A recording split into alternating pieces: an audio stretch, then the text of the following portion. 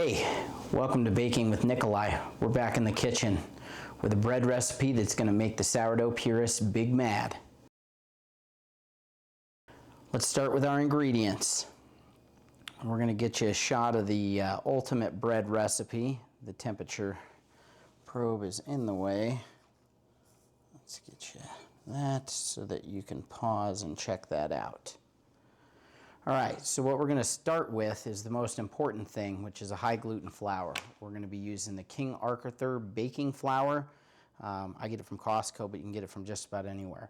The high gluten percentage is going to help you with a loaf that rises well and has those nice small pockets.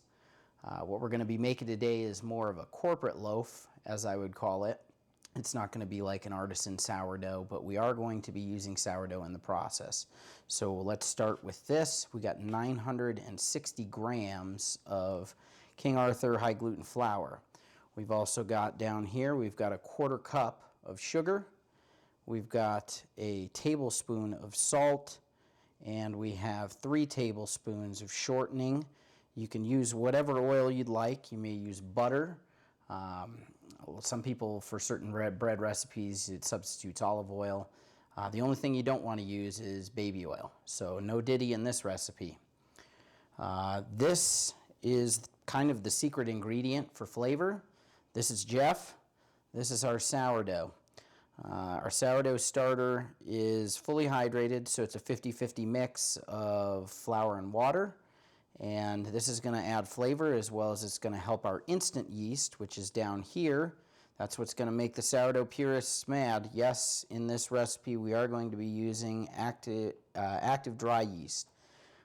This has been proofing for about 10 minutes in about 105 to 110 degree temperature water. But really, the secret mana of the recipe is Jeff here. This is basically something you can start just from the air. It's probably the most ancient bread making technique, and this is probably, if you read the Bible, this is likely what kept the Israelites alive in the desert for 40 years. It is similar in the consistency and nutrient value to what it describes. It has plenty of B vitamins, as well as a full nutrient profile that's going to help you make a good loaf of bread. We got our 1/4 cup of sugar with our 960 grams of high gluten flour. We got our 1 tablespoon of salt. We got our shortening, which is probably going to be a pain. Knock that out of there. We're going to go ahead and add our activated yeast with 1/2 cup of water. The total recipe calls for about 2 cups, maybe a little bit more of water. I would start with 2 cups just so you make sure you're getting the right amount in there, and then you may add more as it's mixing. We've got 1.5 cups here.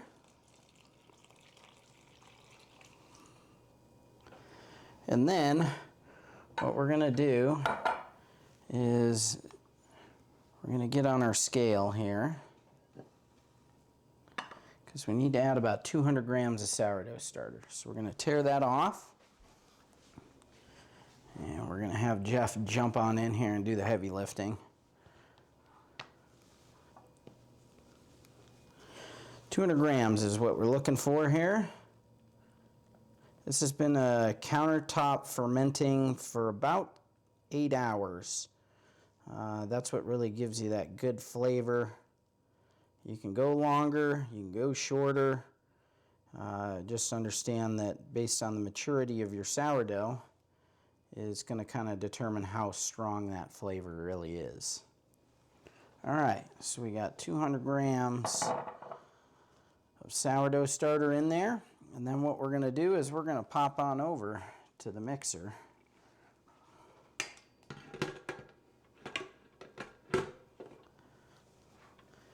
Get that in there. We're going to kind of start with short bursts on the motor so you don't throw flour all over your kitchen.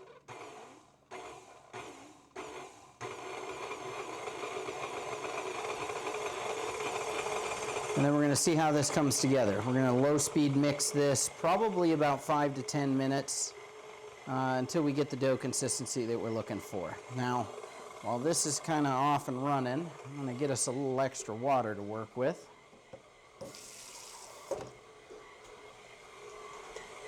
You won't use all of this, but you're going to want some water as a backup. Now this recipe is going to make about 2 925 gram loaves. So this is going to be about as much as this little small KitchenAid mixer is going to be able to handle. So as our dough ball is starting to come together, we're going to pay attention to what's going on in the bottom of this thing. And I still see quite a bit of flour sloughing around in there. So I'm going to, from the back here, you're not going to see this, I'm going to add just a little bit of water until we start to get a little stickier. You'll know that it's a good consistency when it pulls everything away from the sides of the bowl.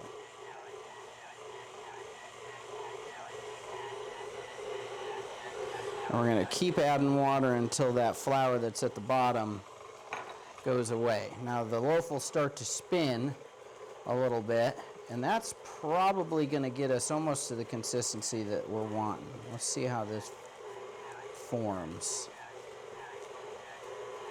It's looking pretty good. I'm going to keep adding just a touch of water to keep that moving in the bottom of the bowl, to keep it climbing out, or keep it from climbing out, rather.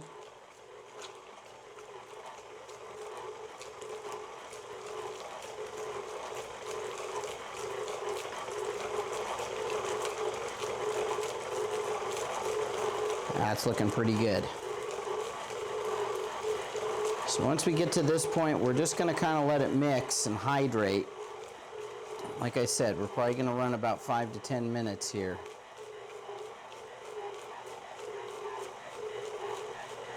If it starts to spin on the hook like that, you may want to stop your mixer and push it down if it doesn't work itself out like that did. There we go. Now we're looking real good.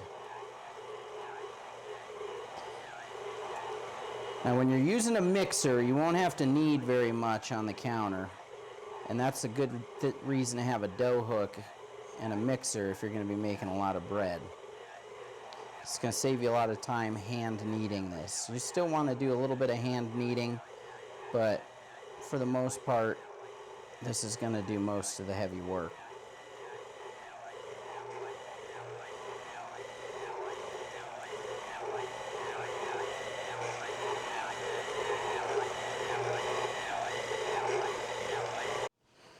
So what we're going to do is we're going to take this over to our cutting board. Let me come around here so the light is better.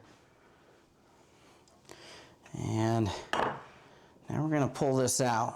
We're going to give this a chance to rest a little bit. We've just worked it a lot, and in order to make sure that it can have a chance to rise a little bit, we're going to go ahead and portion this out into our 2 separate loaves. I'm going to kind of ball it up so I can get a good idea of what size we're working with, and I'm going to try and split this sucker almost exact down the middle.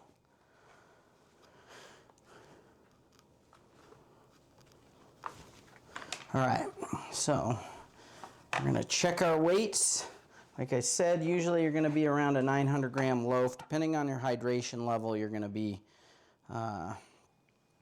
maybe a little above that, maybe a little below. That's 955. That's 832, so we got to rob Peter to pay Paul a little bit here. 874. All right, 912. 870. We pulled too much.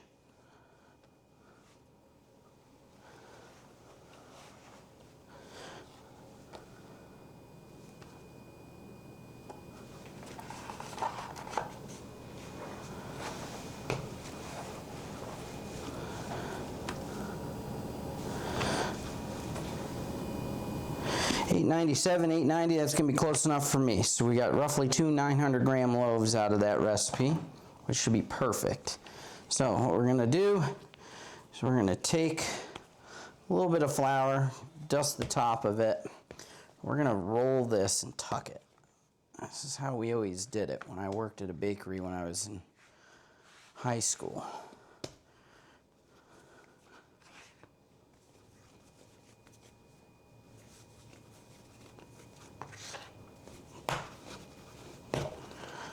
All right, you'll notice that the dough is tearing just a tiny bit.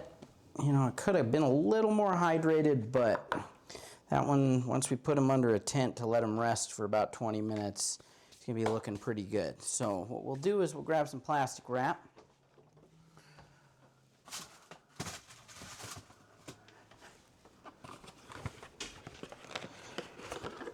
And we'll get these suckers covered up. And we're gonna rest these for probably about 20 minutes.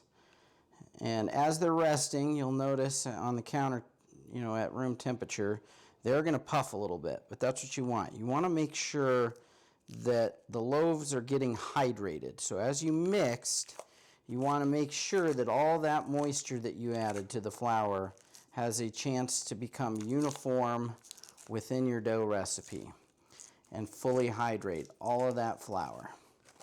And if it's a little underhydrated, don't worry, because we have a trick that we're going to be using for the proofing.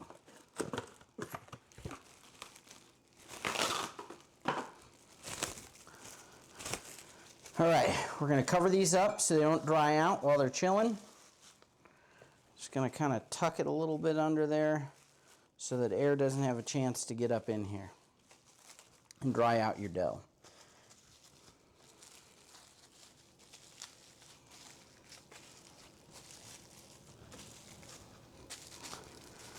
All right, just like that, we're gonna let them rest.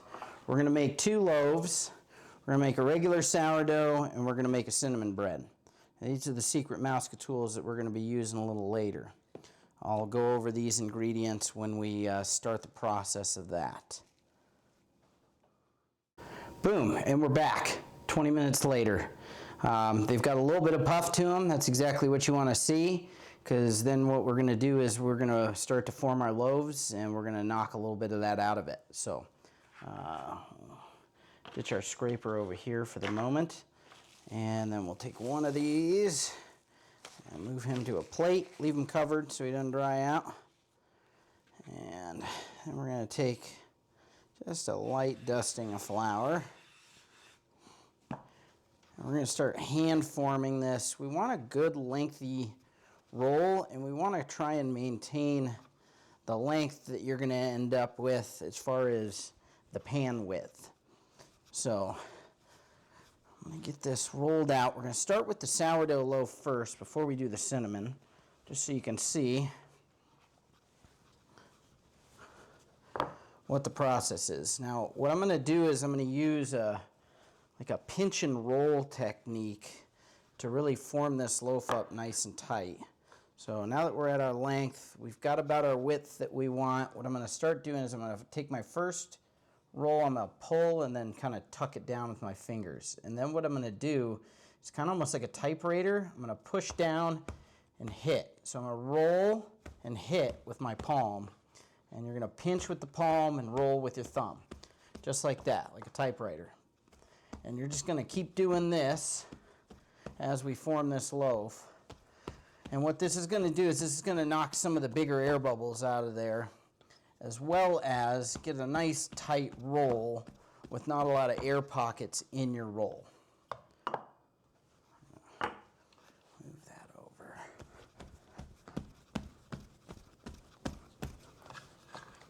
And as you get down, you're going to want to kind of just maintain that width as you go.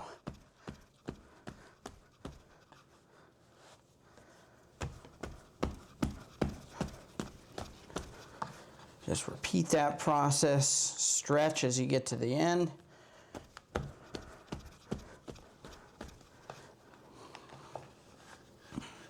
And then as you get to the end, you want to kind of dress it. Pay attention to the width. You're ultimately going to kind of scrunch it down, but you don't want any overlapping rolls showing on the top, because that's actually going to show in your bake. That is to say, if appearance is important to you. If you're making a loaf for the family every week, it's not really going to make much of a difference. When I get to this end, and I do my last one, I'm going to kind of pinch it out like that, and then we'll just manually tuck the ends like that. So you have those edges, and you're going to come back and you're just going to pinch this together. And then what you're going to do is kind of roll it out so that it hides that seam, because we're going to hide that on the bottom of the loaf pan. And then, before we chuck her in a pan,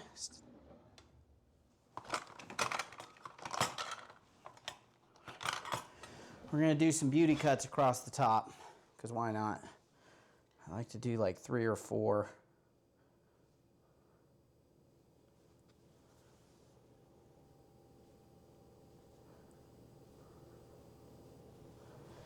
There we go.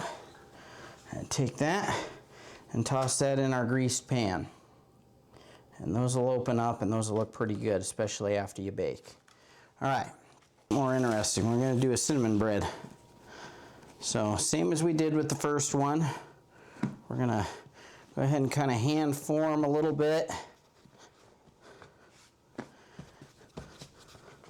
Get some flour on both sides so we can roll it.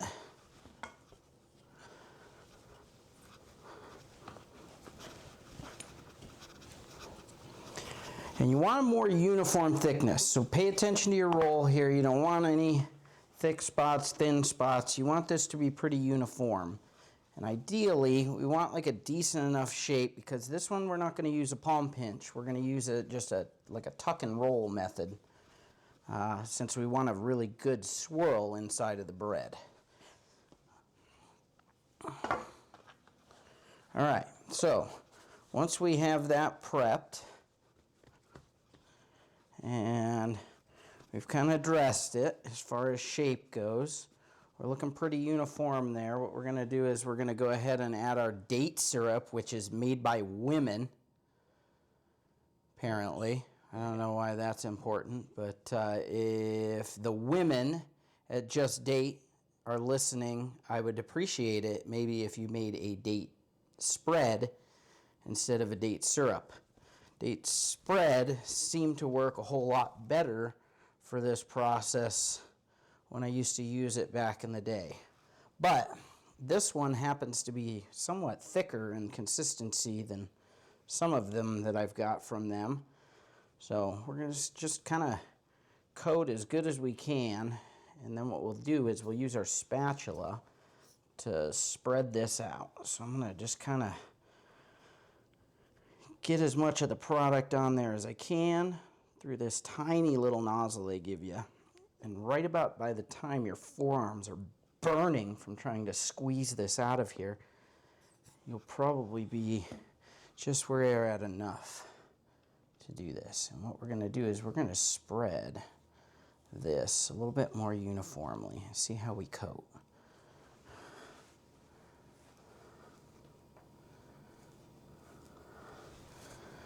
All right, perfect. We got some good coverage there. Now what I'm going to do is I'm going to go back around the edges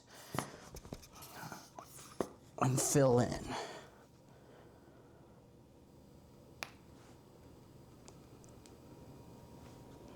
And this is basically going to be our kind of our glue, I guess, for applying the cinnamon, so that we can get it to stick to something while we roll it. So we're going to take that almost just right up to the edge of our loaf. We don't want it too close to the edge that it's coming out and it's making this a whole messy process, but we do want just enough so that it takes that swirl roll all the way to the edge of our bread.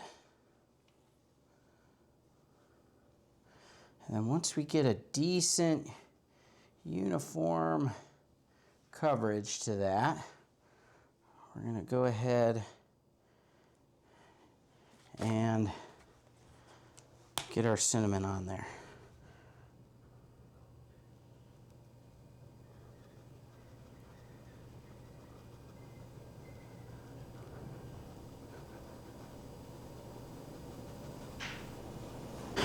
All right, so now that we got our cinnamon bread covered, what we're gonna do is we're gonna start our roll the same way we started the other one, with like kind of a tuck and then a roll.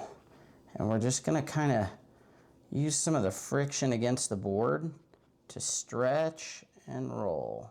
Stretch and roll. The more uniform you make this, the better your swirl inside of there will turn out. So let's keep on rolling. This one you can tuck with the thumb and pull as well to kind of help elongate, and then you just kind of dress the loaf as it rolls out.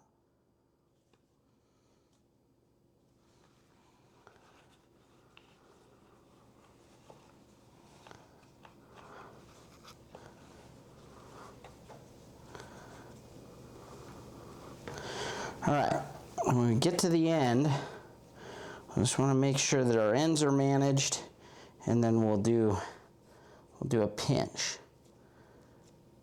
at the end.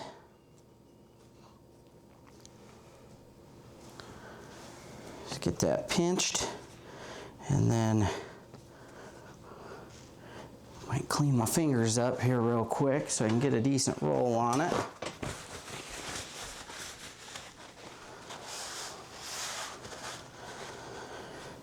And then you just kind of roll it to get the width you're looking for. And again, we're going to make the same beauty cuts across the top that we did before. And I'm actually going to go ahead and pinch off the ends. If you don't do that, you can sometimes have to deal with it sticking to the edge of your pan when you're trying to pop it out at the end. So now that we got that sealed up, don't be shy, roll it out. Get some uniform coverage of that.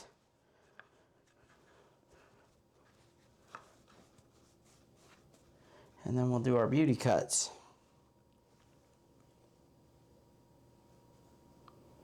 Just go all the way down to the first layer of that cinnamon and that syrup.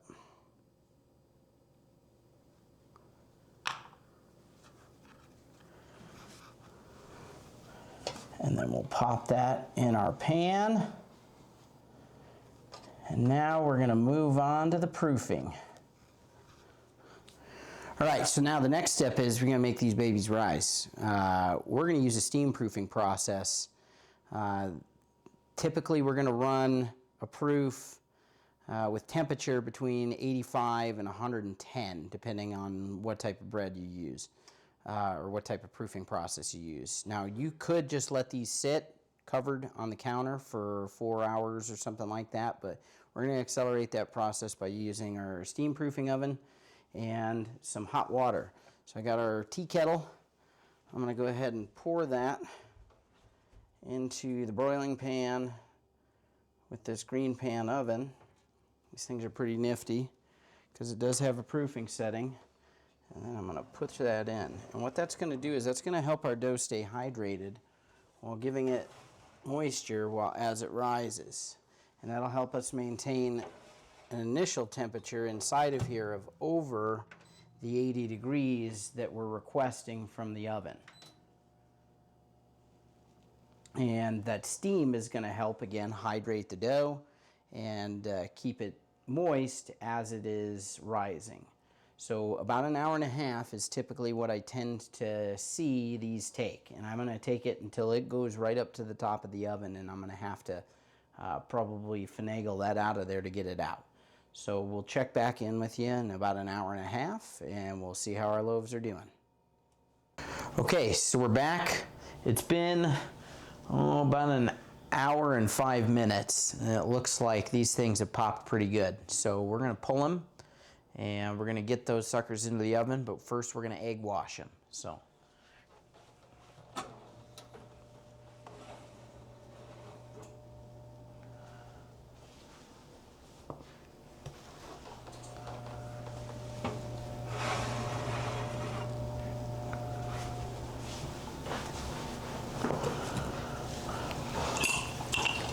All right, so once the loaves have more than doubled, or doubled at least, you're gonna want to pull them out. And then what I do is I give them a nice little egg wash. So this is a mixture of 1 egg and about an equal volume of water. And this is just gonna kind of give it a nice glossy finish. It's also gonna kind of control the browning. And it's gonna give you a little bit of contrast on the loaf as well, where the cuts are, because the egg wash is not gonna migrate down into there.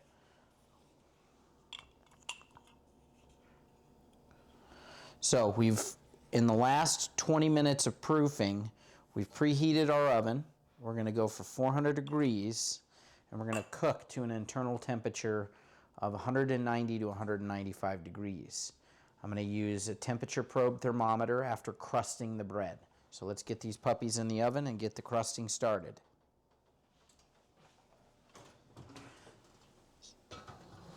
Center rack.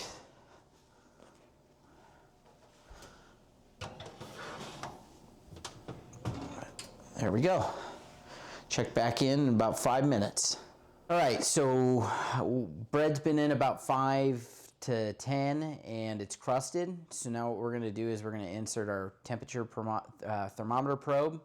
We've got the Meter Plus, which I use for all of my cooking needs. Definitely not sponsored. You know, I only have like 11 subscribers, but hey, Meter, you know, if you see this and you wanna reach out, this is a good product and I do like it. It'll show you a cook graph that I got laid out right here. This is from a previous cook. Meter. If you could, get me a bread option that I could put on, because I've been having to use the other feature. So we're gonna go ahead and put that in. We wanna make sure we put it in far enough that it's in the safe zone. We wanna cover the probe past this line. All right, we're gonna go into the cinnamon bread.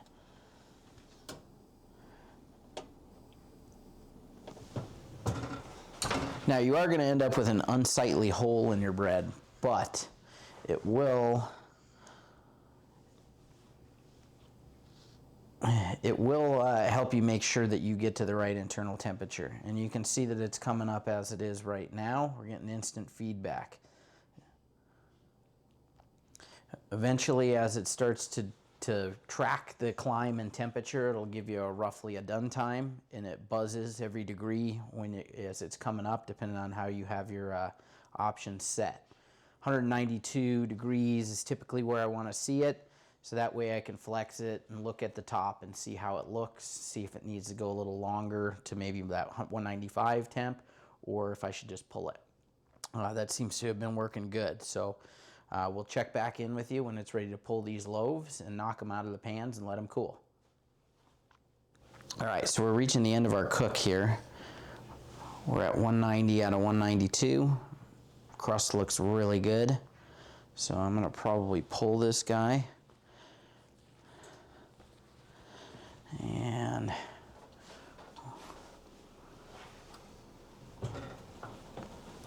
there they are. Man, they're looking good.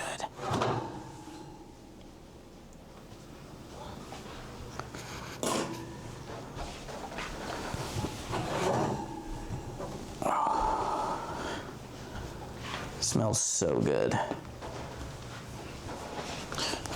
All right. All right. We're going to pluck this out. Now, we're going to talk about some things that if you don't have, how you can do this stuff. So while we're waiting for these to cool just a little bit before we knock them out of the pan, let's talk about the proofing process. The way that I proof is probably different than a lot of ways that other people proof. When I worked for a commercial bakery, we used to have giant steam boxes with a little Presto Fry Daddy at the bottom that would be steam proofing the entire time. Temperature was probably up in the 110 degree range, 100 to 110, and it was basically a baker's rack with a tent and a Presto Fry Daddy on the bottom of it. If you do not have one of these green pan ovens with a proofing feature, or another oven with the proofing feature, you can actually use your conventional oven, and you can use the oven light. The oven light will usually get the internal temperature up to about 80 degrees, And if you have an oven-safe pan, you can boil a pot of water on the stove and then throw it underneath on the bottom rack while you proof the breads inside of the oven. That's going to be a good cheap way to do a steam proof if you want. Or, like I said, you can just tent it and it'll eventually rise on its own, but it's going to take a lot longer depending on how warm your house is or cool your house is. So let's get to the point. Let's knock these out of these pans. They should come right out. You basically are just going to grab them on the side like that, kick them up. This one might be a little more challenging. It might be sticky. Nope, came right out. And that's how we're looking right there.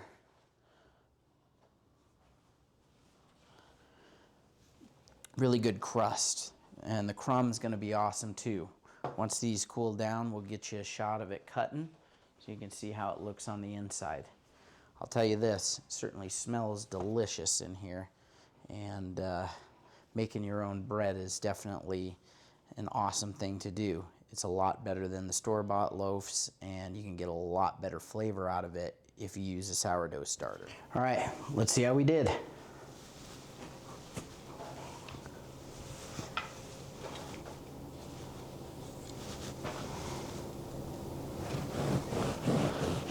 Good crust.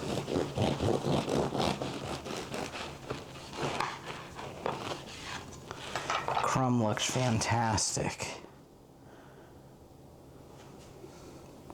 Now, when you cut your loaves, always cut from the middle, because then you can keep cutting slices out to the end, and in order to maintain moisture, you can butt the loaf halves up against each other, and it'll keep that crumb nice and moist.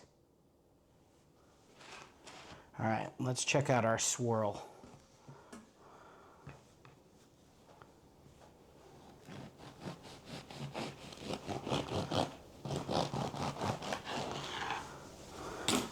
All right, here it is.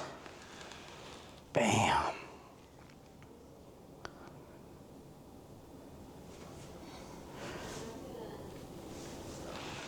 So we'll probably B-roll some clips on the way out, but thanks for watching Nikolai's Adventures. This has been a PB Flicks production, edited and shot by. Thank you to my son, PB Flicks, and we'll see you on the next adventure. Look at them yo-yos, that's the way you do it. You play the guitar on the